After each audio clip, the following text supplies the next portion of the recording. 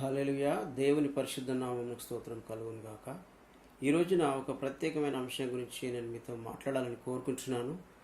ఇది చాలా చాలా ప్రాముఖ్యమైనటువంటి అంశము. ఎందుకంటే ఇది మనుషులందరికీ కూడా అవసరమైనటువంటి ఒక టాపిక్. మనుషులందరూ కూడా ఆలోచించవలసినటువంటి ఈ యొక్క విషయాల గురించి నేను మీతో మాట్లాడాలని కోరుకుంటున్నాను, మీతో ముచ్చరించాలని కోరుకుంటున్నాను. దేవుని పరిశుద్ధ నామమునకు స్తోత్రం కలుగును గాక. అయితే ఈ యొక్క అంశం పేరు ఏంటంటే, నీ జీవిత ఉద్దేశ్యము నీకు తెలుసా? నీ జీవితం యొక్క ఉద్దేశ్యం నీకు తెలుసా? మనం చూసినట్లయితే ఈ లోకంలో మనం జీవిస్తున్నప్పుడు అనేకసార్లు ఈ యొక్క ప్రశ్నను మనము అడగకుండానే మనం జీవించేస్తుంటాం. అసలు నేను ఎందుకు ఈ భూమి మీద ఉన్నాను? నా జీవితం యొక్క ఉద్దేశం ఏంటి? అసలు జీవితం యొక్క అర్థం ఏంటి అనే విషయాలు మనం అనేకసార్లు ఆలోచించకుండానే జీవించేస్తూ ఉంటాం. అయితే ఈ ప్రశ్న చాలా ప్రాముఖ్యమైంది.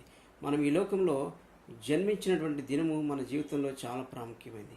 అదేవిధంగా మరొక దినం కూడా మన జీవితంలో చాలా ప్రాముఖ్యమైంది. ఆ దినం ఏమిటంటే, ఏ రోజైతే నీవు నీ జీవితం యొక్క ఉద్దేశాన్ని, నీ జీవితం యొక్క గమ్యాన్ని, నీ జీవితం యొక్క పర్పస్ని నువ్వు తెలుసుకోగలుగుతావో ఆ యొక్క దినము నీ జీవితంలో చాలా చాలా ప్రాముఖ్యమైంది. ఎందుకంటే ఉద్దేశ్యం కలిగి మనం జీవించినట్లయితే మనము మన యొక్క జీవితాన్ని అర్ధరహితంగా మనం జీవించలేం. దేవుని పరిశుద్ధ నామమునకు స్తోత్రం కలుగును గాక. ఇంగ్లీష్లో ఒక మాట మనం చూస్తుంటున్నాం, ఏంటంటే పర్పస్ డ్రివెన్ లైఫ్, అంటే గురి కలిగినటువంటి జీవితం. మనము ఆ యొక్క గురి కలిగి మనము జీవిస్తున్నాము. ఆ యొక్క మన యొక్క జీవితం యొక్క ఉద్దేశాన్ని ఎరిగిన వారమే మనం జీవిస్తున్నామా అనేది చాలా ప్రాముఖ్యమైనటువంటి విషయం. ఎందుకంటే ఈ యొక్క గురి గమ్యము లేకుండా మనం జీవించినట్లయితే మన జీవితం యొక్క ముగింపులో ఈ ప్రశ్నలు మనం ఆలోచించినట్లయితే అప్పుడు మనం ఏమీ కూడా చేయలేం. అప్పుడు సమయం అయిపోతుంది. అప్పుడు చేయడానికి మనకు అవకాశం ఉండదు, మనకు శక్తి ఉండదు, మనకు ఆరోగ్యం సహకరించకపోవచ్చు. కాబట్టి జీవితంలో మనము జీవిత అంతంలో జీవిత చివరి దశలో మనము ఎలాంటి రిగ్రెట్స్, అంటే ఎలాంటి బాధపడే క్షణాలు అనేది మనము కలిగి ఉండకూడదు అని అంటే మనం ఈ యొక్క జీవితంలో ఆ యొక్క ఉద్దేశ్యమును మనం ఎరిగిన వారమే మనము జీవించాలి.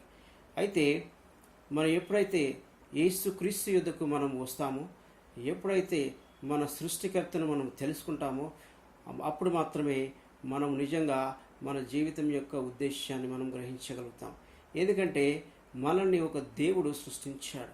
ఆ దేవుడు ఒక ఉద్దేశం కలిగి, ఒక ప్రణాళిక కలిగి ఆయన మనల్ని సృష్టించాడు. ఆయనలోనే మన జీవితానికి అర్థం అనేది ఉంటుంది. దేవుడు లేకుండా, దేవుడి యొక్క దేవునితో సంబంధం అనేది మన జీవితంలో మనము లేకుండా మన జీవితమును అర్థవంతంగా జీవించలేము. మనము నిజమైనటువంటి దేవుని ఉద్దేశాలను తెలుసుకోకుండా మనముగా మన ఇష్టానుసారంగా మన కొరకు మనం జీవించినట్లయితే అది దేవుని యొక్క ఉద్దేశం కాదు. ఎందుకంటే ఏ వ్యక్తి అయితే ఒక వస్తువును సృష్టిస్తాడో ఆ వ్యక్తికి తెలుస్తుంది ఆ యొక్క వస్తువు యొక్క ఉద్దేశం ఏంటి అని. సృష్టికర్తకు మాత్రమే సృష్టించబడినటువంటి లేదా తయారు చేయబడినటువంటి వస్తువు యొక్క ఉద్దేశం తెలుస్తుంది. కాబట్టి బైబిల్ ఏం చెప్తుందంటే, నీవు తల్లి గర్భములో రూపింపబడక మునిపే నేను నిన్ను ఎరిగి ఉన్నాను, జనములకు ప్రవక్తగా నేను నిన్ను నియమించున్నాను అని దేవుని వాక్యంలో దేవుడు ఇర్మియా ద్వారా ఇర్మియాతో మాట్లాడుతున్నాడు. అదే వాక్యం మనందరికీ కూడా వర్తిస్తుంది. మనమందరం కూడా దేవుని యొక్క ఉద్దేశం అనుసరించి, దేవుని యొక్క ప్రణాళిక ప్రకారంగా, దేవుని యొక్క ఉన్నతమైనటువంటి అత్యున్నతమైనటువంటి తలంపుల వలన మనం ఈ లోకంలోనికి వచ్చి ఉంటున్నాం. దేవుడు మనల్ని ఎన్నుకొని ఉంటున్నాడు. నువ్వు ఎన్నుకొనబడిన వ్యక్తివి. నీవు దేవుని యొక్క ఉద్దేశం కలిగినటువంటి వ్యక్తిగా నీవు ఉన్నావు అనే విషయాన్ని నీవు గ్రహించుకోవాలి. ఎందుకొరకంటే దేవుని ఉద్దేశాలు తెలుసుకోకుండా మనం ఈ లోకంలో జీవించినట్లయితే ఒక రోజున దేవుడు మనల్ని ఎక్కడుగుతాడు, నా కుమారుడా, నా కుమార్తె, నేను నిన్ను పిలిచినటువంటి పిలుపును నీవు నెరవేర్చావా? నేను నిన్ను పుట్టించినటువంటి నీ జీవితం యొక్క ఉద్దేశాన్ని నీవు నెరవేర్చావా అని అడుగుతాడు. కాబట్టి మనందరం కూడా ఈ యొక్క ఉద్దేశాన్ని తెలుసుకుంటూ మనం పాటుపడాలి.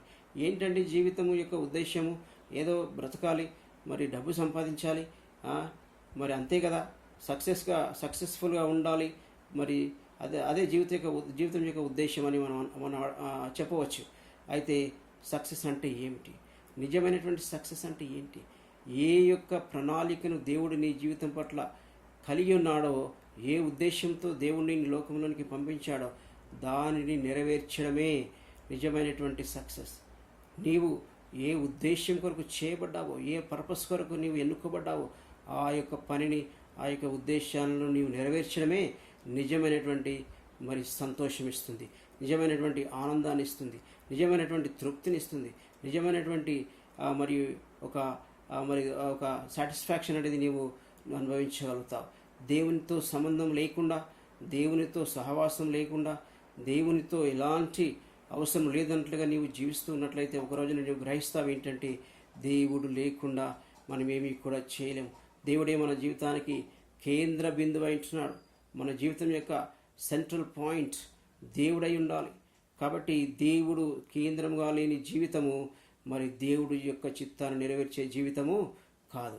కాబట్టి సమయము మరి తీసుకోవాల్సిందిగా నేను మిమ్మల్ని ప్రోత్సాహపరుస్తున్నాను. సమయం తీసుకోండి. దేవుని యొక్క ఉద్దేశము నీ పట్ల, నీ యొక్క జీవితం పట్ల ఏంటి, నీ ద్వారా దేవుడు ఏమి చేయాలని కోరుకుంటున్నాడు, నేను ఏ విధంగా వాడుకోవాలని కోరుకుంటున్నాడు. మరి ఒక ఇంట్లో అనేక పాత్రలు ఉంటాయి.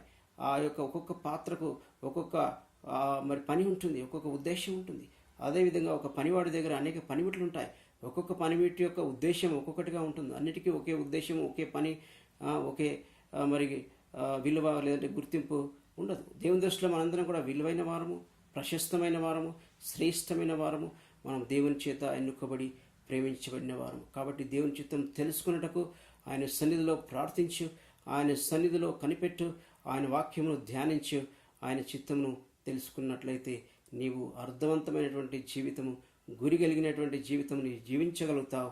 నీవు నీ జీవితంలో మరి తృప్తి కలిగి, మరి ఆ యొక్క సాటిస్ఫాక్షన్ కలిగి నీవు దేవుని యొక్క సన్నిధిలో ఆనందించగలుగుతావు.